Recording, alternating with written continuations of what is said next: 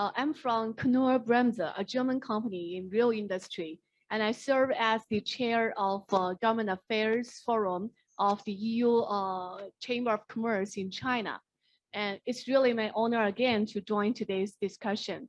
And currently, international trade and economy has faced a very challenging period.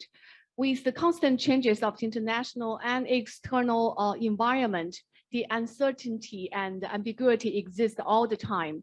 And globalization is also facing a crossroad of history.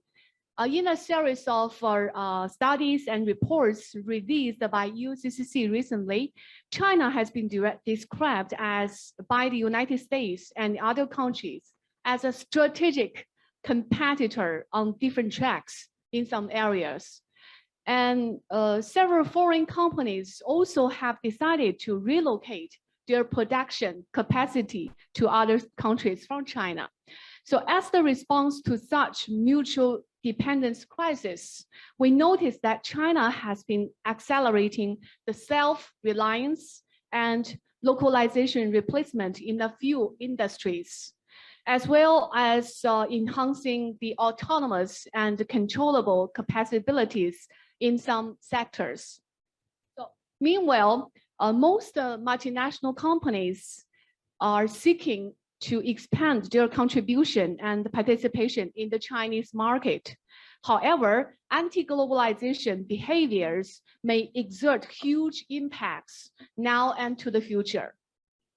In the survey, we found that the anti-globalization appears to be a political decision, but it will extend to 4 dimensions with far-reaching impacts. And the superposition effects will gradually emerge.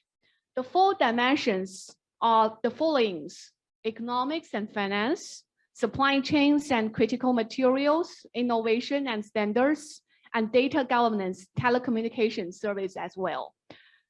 Well, enterprises for sure are the main bodies to bear the costs and risks for any potential decouplings. KB, the company I work for, was founded in 1905 and headquartered in München, Germany.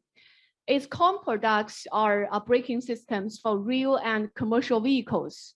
And we have production bases all around the world in more than 100 countries and regions. Our business benefited greatly from the global market competition and from the globalization campaign in the past years. And the worldwide optimization of resources and the cross-region mobility of people and goods really benefits a lot to our business. And facing the potential negative impact, we will actively transform and remain committed to the in-depth innovation in China. And talking about innovation, we think this is the key of sustainable development in China and in the world. Here are some deep thinking on how to achieve these goals. So firstly, continue innovation and investigation in the production and R&D, especially in core competence that are independently developed in China. And KB will consider taking more mature core components that are developed in China for the next generation technology. Secondly, to realize digital innovation. And China is the leading world in digitalization. Digital innovations will not only benefit KB in our Chinese business, but also will support other business in our global market. And thirdly, to respond to China's national strategy of energy conservation and emission reduction. And KB also make the internal dual carbon target as the key performance indicator of our innovation. The goal is for all branches worldwide, including those in China, and to reduce their carbon emission by 50% by the year 2030 compared to year 2018. This is not just about KB's internal carbon emission of all manufacturing locations in the world, but also includes the upstream, downstream, and our customers and our supply chain of KB. So with the high expectation of China market, KB is engaged to deep innovation and has been making positive thinking about the future all the time. In order to counterbalance the negative impact brought by anti-globalization, KB expects to gain more understanding in the industry policy in China. So for example, how does the policy define and distinguish the deep innovation made by multinational enterprises in China and the independent innovation advocated by Chinese domestic companies? And what kind of synergy between the two? For example, independent innovation in China usually refers to the strategy advocated by the central government.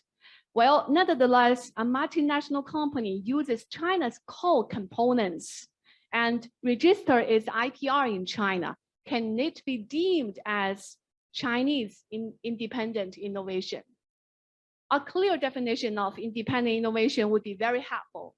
So, as to define the achievements made by China's globalization strategy, in this way, multinational companies will stay and continue to deep root in China to innovate in a deeper level.